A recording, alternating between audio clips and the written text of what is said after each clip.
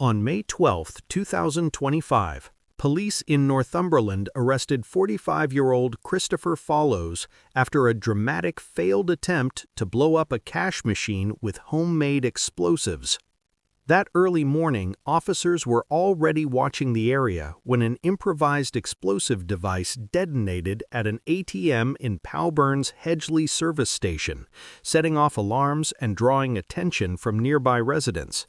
It was a moment that would soon lead investigators to a larger threat and ultimately to the courtroom.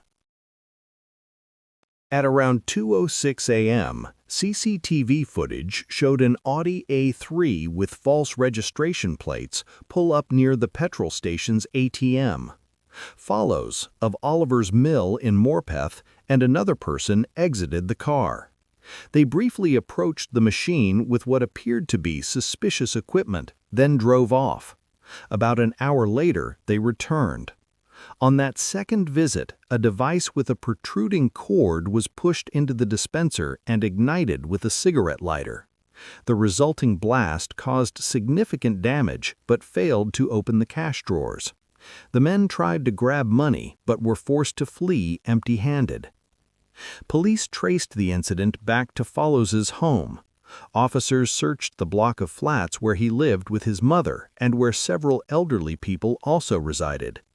Inside his bedroom, they found 3 more improvised explosive devices in a cardboard box wrapped in electrical tape with green detonation cords. Because these were believed to be viable and potentially dangerous, the entire building was evacuated while Army bomb disposal teams made them safe. Once in custody, Follos admitted to creating the devices and carrying out the attack in Powburn with another person he refused to name. He also confessed to similar explosive incidents targeting cash machines in southern England during July and August 2024. In each case, no money was stolen, but police said Follos caused thousands of pounds in damage. Prosecutors revealed further details about Follos's online activity. Digital evidence from his phone showed searches about how to blow up ATMs and research into cash-in-transit companies and rural machines.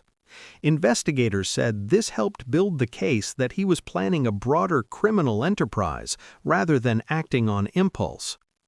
Follos pleaded guilty at Newcastle Crown Court to multiple charges: conspiracy to cause explosions likely to endanger life or property, conspiracy to steal, and making explosive substances with intent. The judge described the conduct as dangerous and reckless, showing little regard for public safety in pursuit of personal gain. In January 2026, Follos was sentenced to 8 years in prison with an extended license period of 3 additional years, meaning he will be under supervision after release. The court noted his long criminal history, which included 28 prior convictions, such as a 2001 bank robbery and possession of an imitation firearm, a crime that previously earned him 7 years behind bars. During sentencing, police officials stressed the risk Follos posed.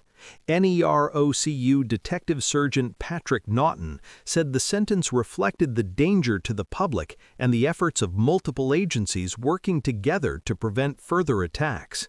Detective Inspector Sean Forty highlighted the coordinated police work under Operation Sentinel, which targets serious and organized crime across the region. The Crown prosecutor added that using improvised explosive devices put lives at risk and that the sentence would serve as a clear message that such behavior would not be tolerated. The case also drew attention to the broader problem of criminals experimenting with homemade explosives to commit theft, prompting law enforcement to remind communities to stay alert and report suspicious behavior. Thanks for watching. I appreciate you spending your time with us. What do you think about this case and the sentence handed down? Share your thoughts in the comments. If you found this video useful, please like, subscribe to the channel, and click the notification bell so you never miss an update.